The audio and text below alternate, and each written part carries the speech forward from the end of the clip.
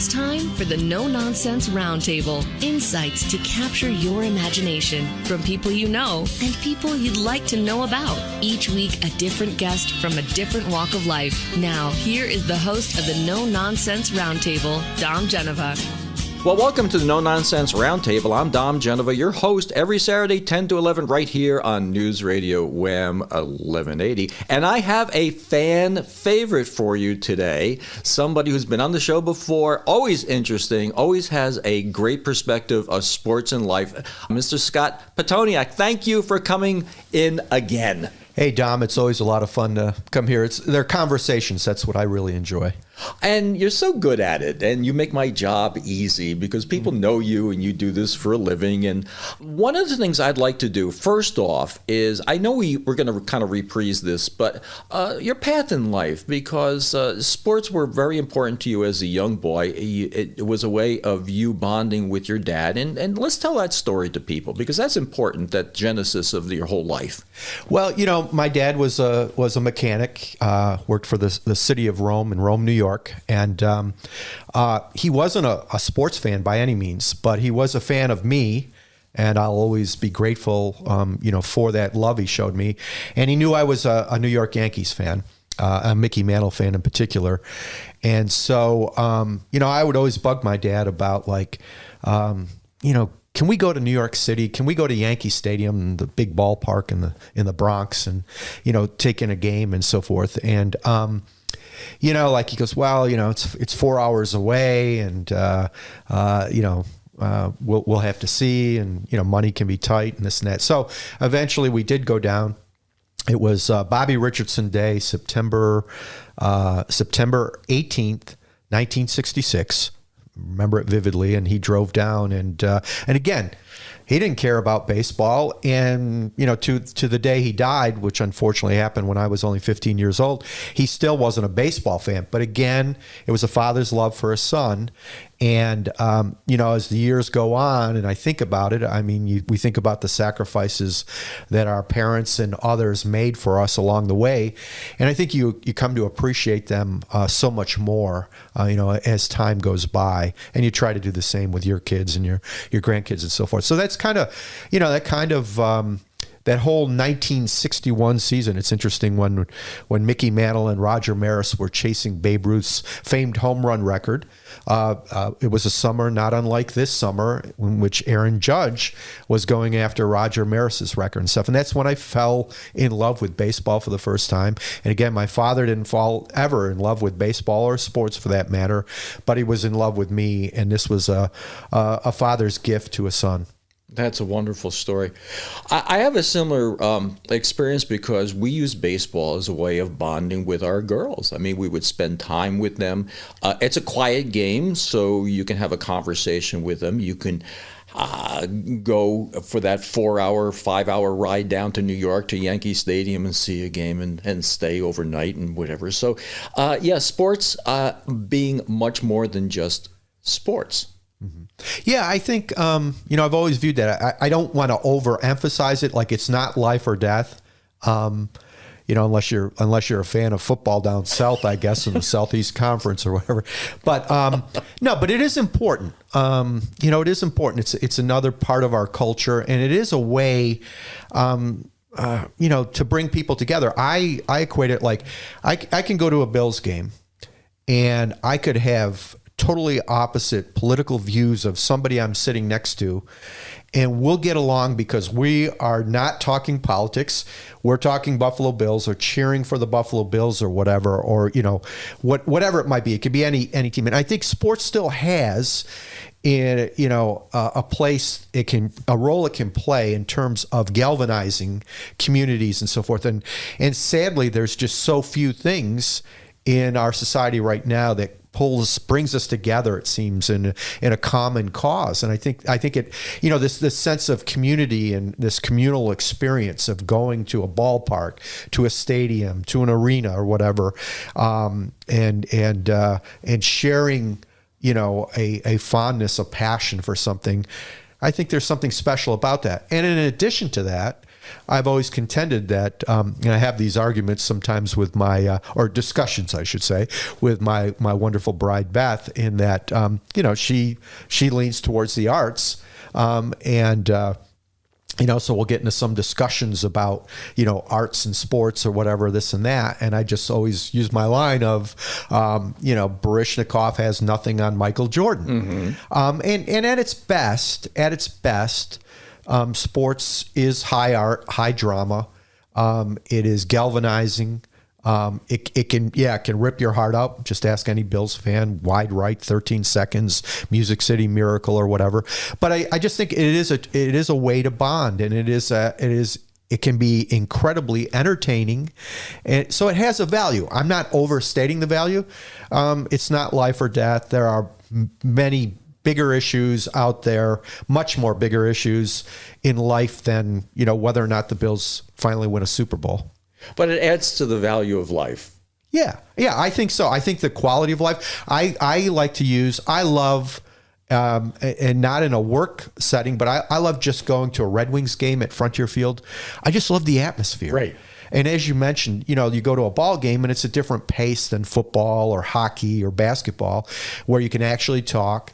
But there are people there. The community is out, and sadly, we just don't have enough situations where we bring people together like that. Well, we were talking before the broadcast about when you go see a movie or a play, you pretty much know that the Titanic is going to sink.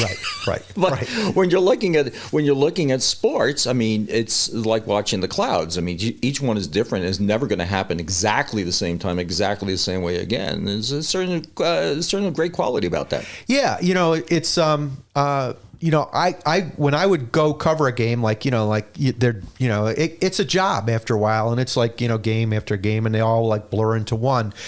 But it never ceases to amaze me, Dom, the number of times I've gone to a game and I see something I have never seen happen before. And it still happens just when you think you've seen it all.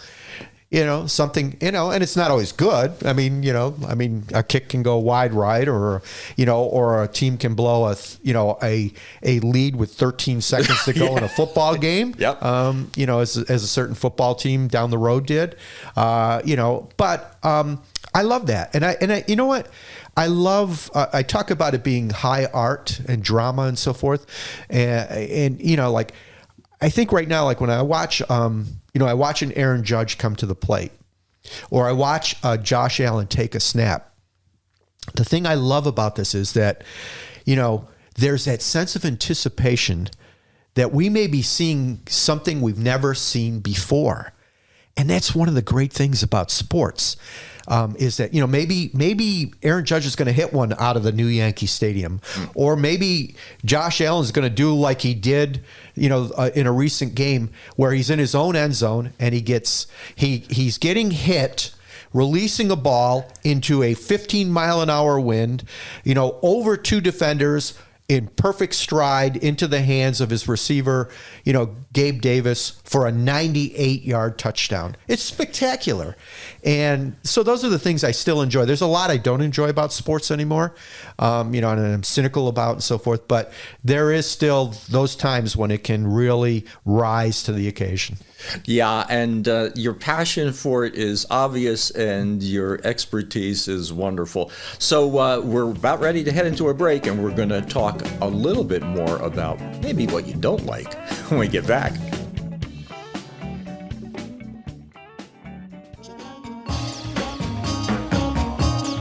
Well, welcome back. You're listening to the No Nonsense Roundtable. We're talking today with Scott Pitoniak, sports writer, author, maybe a little bit of a philosopher too, I would think, right? Yeah, I suppose I have my own philosophy. I don't know if it's worth anything, but I have it. Yeah, it's a good thing.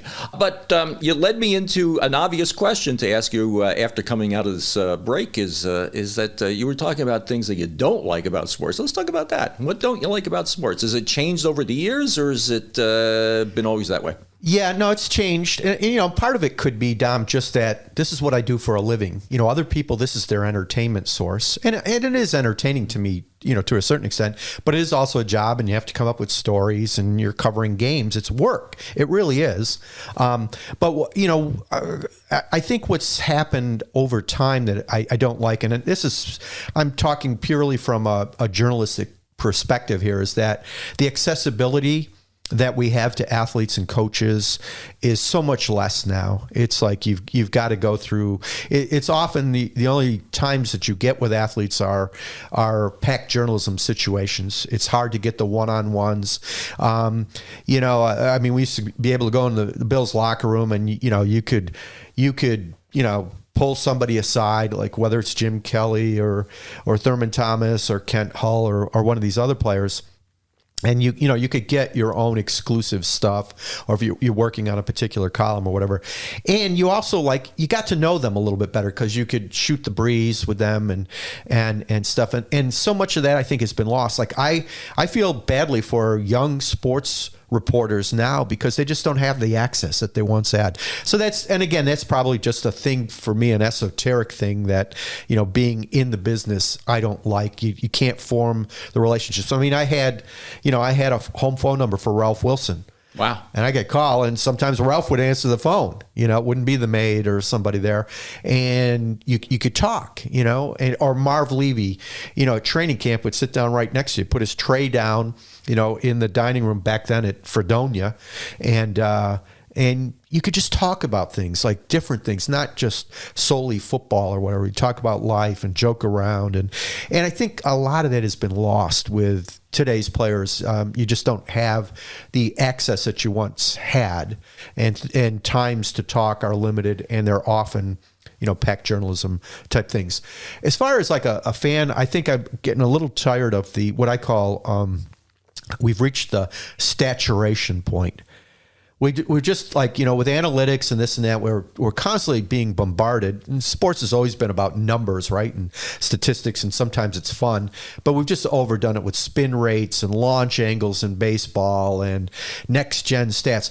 I find some of it interesting, but it's like it's all we hear about now. And fantasy sports, fantasy football. We've got to have, we don't watch the game for individuals necessarily that we root for. It's, whether or not this guy's going to help his stats are going to help me win my fantasy bet. And it's gotten worse now because of obviously legalized gambling. And I'm not saying that we shouldn't have legalized gambling or this and that, but so the saturation, and we see broadcasters just overly reliant on these things now. And I go, enough. I like the human element of sports, and I think we're losing some of that right now. So when it gets to be too much statistics and science, there's a little bit of the humanity taken away from it. Is that what you're saying? Yeah, I think the romance kind of disappears. And again, I'm not I always try to be a forward-thinking, open-minded person. So I'm not like, trying to be the old guy, get off my lawn. Like, I don't believe in analytics. Right. I don't believe in this and that.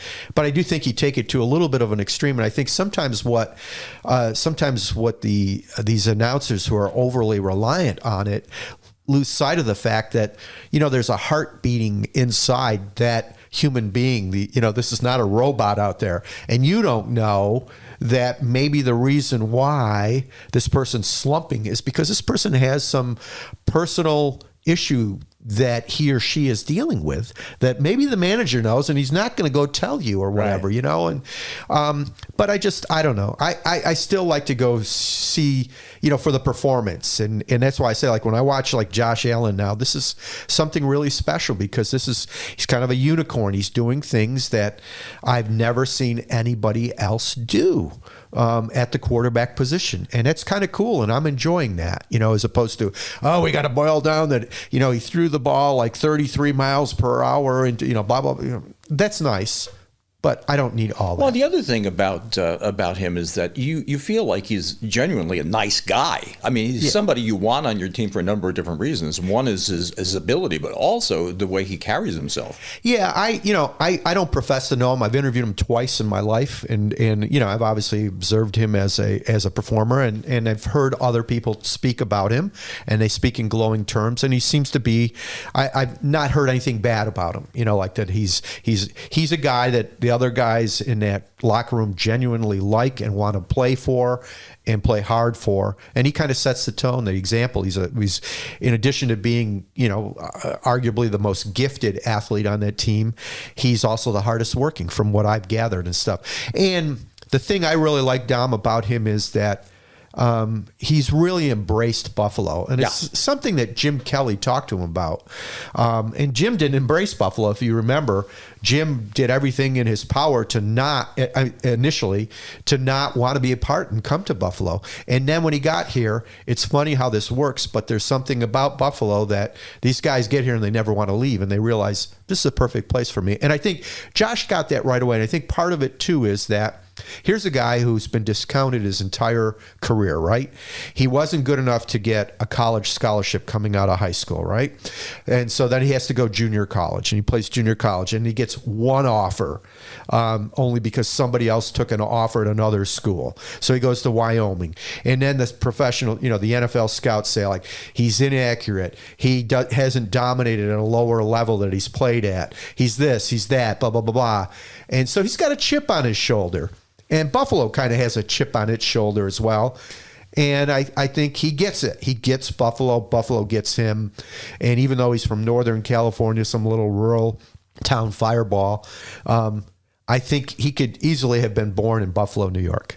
Well, but it's the culture of Buffalo fans too, and Buffalo Mafia, and they live for it, and they try doing nice things as a group. And yeah, I the thing I love about Bills fans is that this whole charitable component, like when Andy Dalton, the Cincinnati Bengals, like paves their way to get into the playoffs and end this 17-year drought, what do? They contribute $450,000 to this charitable foundation in Cincinnati that Andy Dalton set up. Or when the officials blow some obvious calls in Tampa, they donate money to a program that helps people who are visually impaired in Buffalo. It's so much better, Dom, than like, I'm upset with the Knicks, so I'm going to take a billboard out near Madison Square Garden and say, like, they should get rid of the owner, fire Jim Dolan. That's like, all I'm doing is I'm padding somebody's, advertising firm, right? The money isn't doing any good. So I love that component about Bills fans, about that charitable component. Well, it's to the concept that you were talking about, this sports being more than sports. They understand that it's a game and it's important, but it's not all that. And they seem to have a better sense of the way that the game fits into their lives. Yeah, and I also think that, they've endured a lot of sports agony, and but that it makes you stronger, right? Whatever doesn't kill me makes me stronger, and so they I guess it's what they wear on their sleeves and on their hearts. Well, it's sort of like people felt about the Dodgers when the Dodgers were still in Brooklyn. It's dem bums, right? Yeah, or the Red Sox, right? And then so you don't give up hope. You've been knocked down, you get up, you get knocked down again, you get up, and isn't that life? Isn't that a metaphor for life? Like, we all get knocked down. We get knocked down more than we sometimes want to admit, and you just plug on. And that's great. We're heading into a break, and we're going to see you on the other end.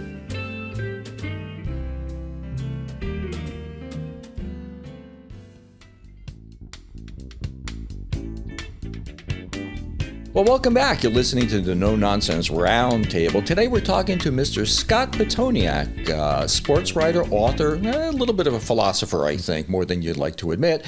And before the break, we were talking about, sports and the Bills and whatever. But the other side of Scott is that you are quite an accomplished author. Lots of books. Well, thanks. I've if you include collaborations and contributions, I think I'm up to around 35 books right now, with more coming out next year as well. Each one has been its own challenge and has had its own personality, so to speak. And I've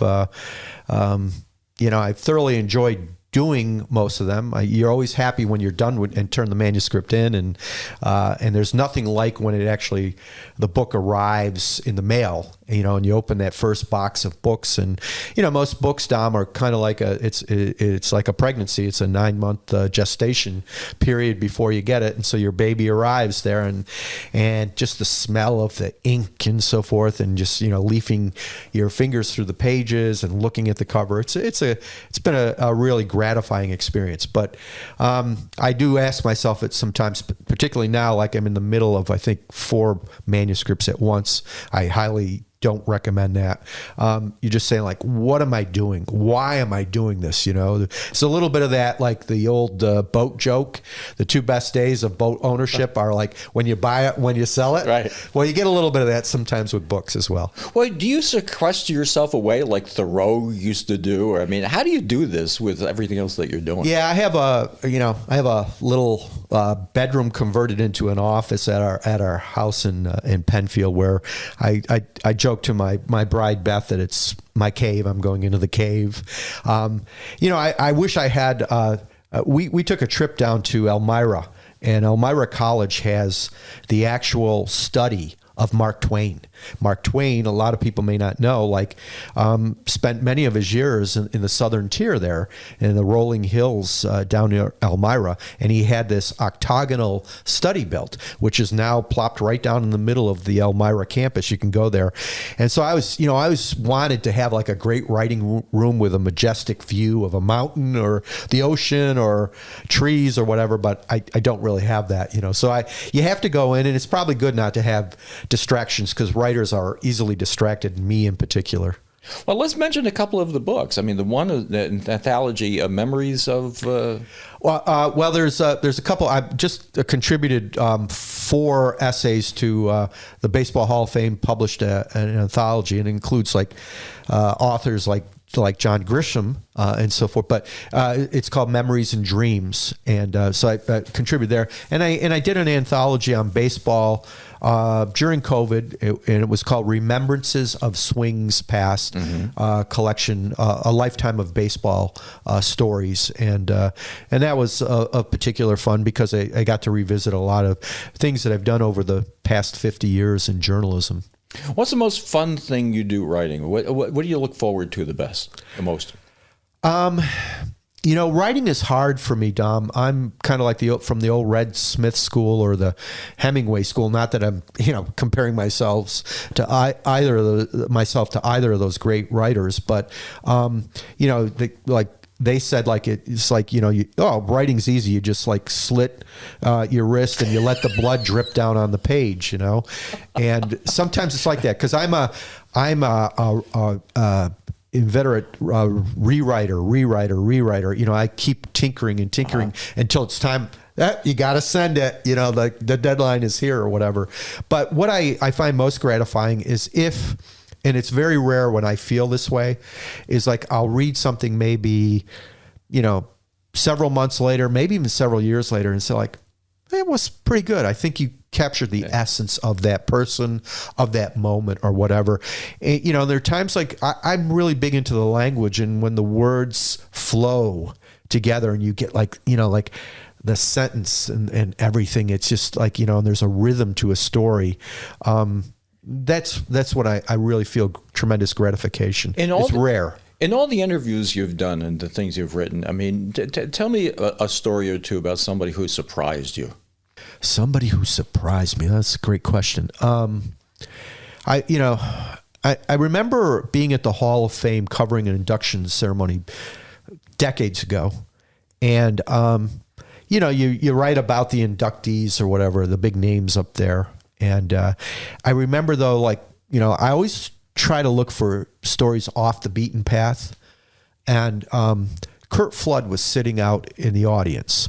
And he was a teammate of, I forget who was going into the Hall of Fame. He was a teammate, and he was there to support him and stuff. And for those of you who don't know, like Curt Flood, he gave up his career essentially to challenge what was called the reserve clause. And the reserve clause in baseball meant that you were property for life, that you could never, go and sell your services to another team. This is well before free agency. And so he sacrificed his career. The case went all the way to the Supreme Court.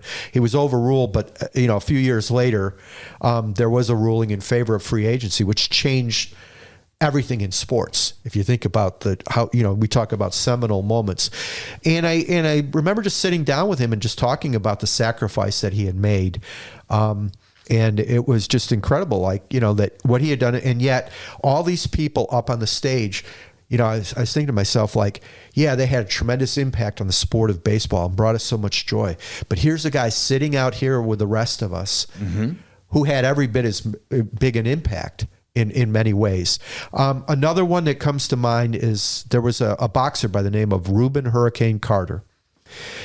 And Reuben Hurricane Carter was African-American. He was falsely charged with double murder, when at the peak of his boxing career, and it was somebody else who had committed the murder, but and he was sentenced to prison, and he spent 19 years in prison, and he was finally released when they found this injustice, it wasn't him, it was somebody else who had committed the murder.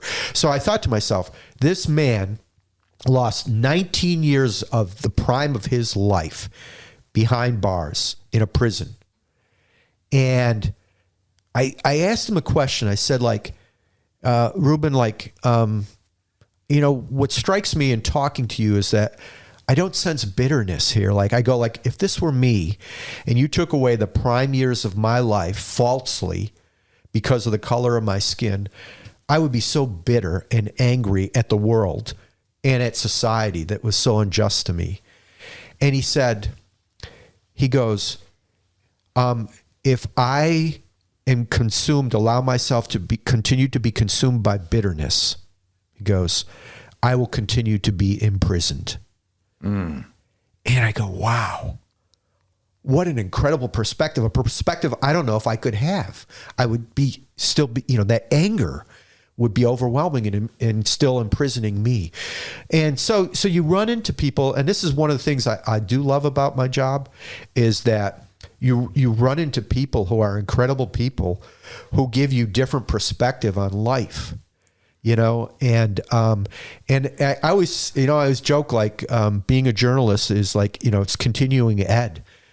I continue to educate myself or be educated by others that I interview or stories I stumble across, and particularly with history, I stumble upon new things. And so I love that. It keeps, it keeps my mind sharp. Some people do, New York Times crossword puzzles. I try to write stories. I think it helps. I call that, we've had, I think 190 shows so far, and I call that the who knew thing you find in some people's lives. Who knew? Who knew Right. this person did this or they felt this way? And certainly Hurricane Carter. Bob Dylan wrote a song about Yes, he did. Yes, he did. Yeah, this became a really huge cause of injustice, and he Reuben Hurricane Carter wound up devoting his life to helping people who were falsely imprisoned and accused of crimes. Worldwide, he set that up. It was good stuff. We're heading into a break, and we will see you at the other end.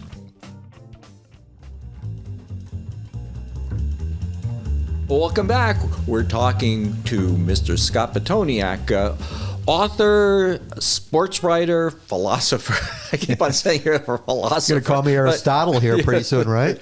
But you comment on the human condition. I remember years ago on, I think it was the ABC Wide World of Sports. They used to say the thrill of victory and the agony of defeat. That was a wonderful opening to that show. And let's talk a little bit about that: the thrill of victory and the agony of defeat. Why don't you give me some comments on some things you've seen? I could spend the whole rest of the show talking about the Bills, right? Concerning that, one thing I will say, just a spin off of that, Dom, is that they showed like the agony of defeat. They showed this poor ski jumper like crashing off. I always thought I would love to do a story on that guy. Like, I don't know if he's still alive or whatever. What a great story that, right? Where are they? I love Where Are They Now stories. Yeah. Years later you catch up with them and so forth. But, I mean, as far as like agony of defeat, I joke about the Bills, but obviously they've had a lot of, the Bills fans have endured a lot of agony, sports agony. And, of course, at the top of the list is wide right. Scott Norwood, the field goal kicker, misses a 47-yard field goal in the waning seconds of Super Bowl 25 in Tampa. And the Bills lose the Super Bowl. And it's probably what, their last best chance to do it, right, until this current group. And what struck me, though, is that sometimes in defeat and in agony comes our greatest triumphs. After that game, Scott Norwood stood in front of those microphones for a good hour. Now, what people need to understand is when you cover the Super Bowl, there's like 3,000 journalists there. So they're coming in waves, and they're going to ask you the same questions. The next group comes, they're scurrying to get their quotes, their sound bites, and then they go on. And Scott Norwood stood up, and he replayed this. Now, can you imagine, Dom, your biggest dream turns into your worst nightmare, and now, the wound is so deep and fresh, and you got to keep replaying it, right? You got to keep recounting it, reliving it. And the way he stood up, Dom, was like such a triumphant moment. And I don't think I could have done it. I don't know how many people could have done it like this. All right, enough's enough. I'm going. I'm not standing up. I'm not recounting this horror anymore. And then, something wonderful happened. Before, everybody thinks that was Scott Norwood's last kick with the Buffalo Bills. It wasn't. He was back next season. So before training camp, Scott Norwood, I do a story with him, and he tells me about during that off season, he received thousands and thousands of letters from all over the country, from different people. Many were from coaches and parents saying like, you were such an example of courage and sportsmanship and character. The way you stood up and what an example you set for my kids or whatever. And there were all these types of things. And then there would be like, crayon written letters, Crayola crayons and stuff from kids, from different classrooms, like teachers giving the assignment. We're all going to write a letter of encouragement to Scott Norwood. And I sometimes in the bitter defeats come some of the greatest stories, and to this day, there's still people that curse at Scott Norwood for missing that field goal.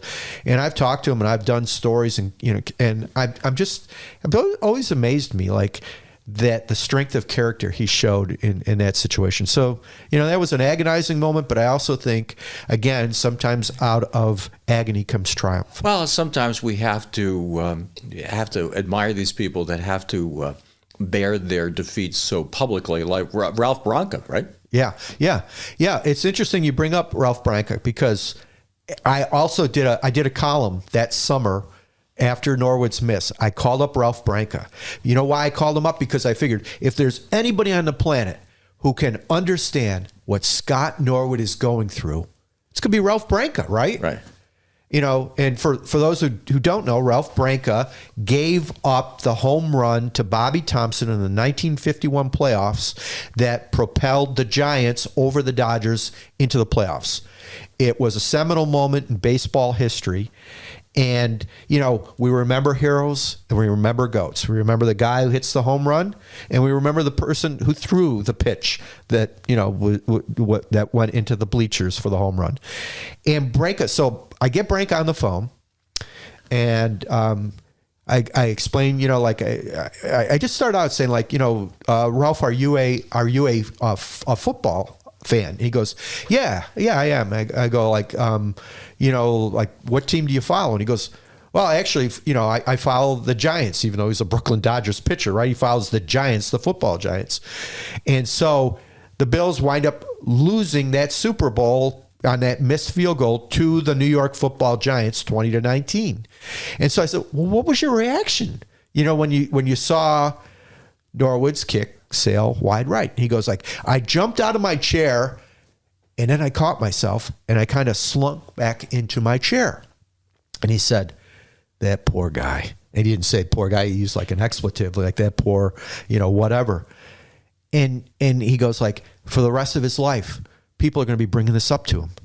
You missed that field goal, that wide right, nor wide, all those, names that people would come up, cruel jokes and stuff. And he goes like, I pitched after that home run I gave up. He goes, and I had some good years, and I had some good years before that. And I won a lot of games for the Brooklyn Dodgers. But what do people want to talk about? They want to talk about the home run you gave up to Bobby Thompson. Scott Norwood in 1988 won 5 games for the Buffalo Bills as they were doing their ascendancy, from the ashes to a Super Bowl team. He won 5 games with his foot. He won other clutch games for them. But this is the one we remember, right? And the other thing, too, Dom, is it's a team effort. And the Bills lost that Super Bowl as a team. They didn't just lose it because he missed that field goal. They lost it because they couldn't tackle the Giants' Otis Anderson. They got outcoached. They got outplayed. There was a lot of blame to go around. And unfortunately, we have the memory of the last moments, and that's who we focus on.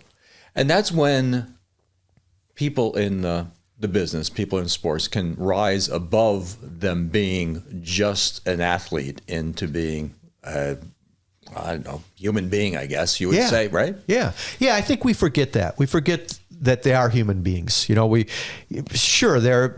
got these God gifts of talent. They can throw the ball farther, harder, they can run faster, they can jump higher. They're human beings, and they stumble and they make mistakes. And we often, sports fans can be very brutal. They can just be absolutely brutal and unforgiving. And yet if they were put in that situation where whatever they do in their particular, their lives, what they do for a living, if we scrutinize them and watch them and put them on public display like that, like, oh yeah, you screwed that up there. You screwed that widget up. You screwed that story up. We're human. We make mistakes. We're fallible, but we like to label. We really do. Goats and heroes. Yeah. We only have a few seconds left. What should we be looking for in the Bills in the next coming weeks? I really still think if 17, Josh Allen stays healthy, they will win the Super Bowl. I really believe that. And people don't want to hear that. I'm jinxing them. But they have everything you need. Now, again, there's luck involved. There's injuries. There's things beyond your control. But if he stays healthy, I think the Bills are going to win the Super Bowl. Playing who? I think right now the Philadelphia Eagles. They look to me to be the best team in the NFC. And I want to remind everybody that the Bills are the only New York team. That's correct. And Josh Allen will remind you of that too. Well, it's delightful having you on again. We're going to have you on around Super Bowl time maybe, and you can give us more of this wonderful insight to the world of sports, the agony and defeat, and the delight of having you on the show. So thanks again for coming in, and everybody, next week, 10 to 11, right here on News Radio Wham 1180. Well, thanks for watching this YouTube. If you liked it, please like and share.